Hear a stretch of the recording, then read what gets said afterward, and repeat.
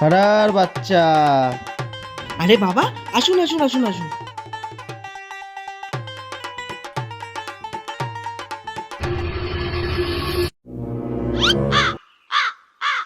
বাচ্চা, আমি যেটা দেখতে পাচ্ছি তোর এই জমির নিচে রাজা ও মহারাজার সময় অনেক সোনা লুকিয়ে রাখা আছে। আচ্ছা, এটা তো অনেক ভালো কথা। আজকেই আমি লেবার মিস্ত্রি লাগিয়ে দিচ্ছি এটাকে খোঁড়ার জন্য।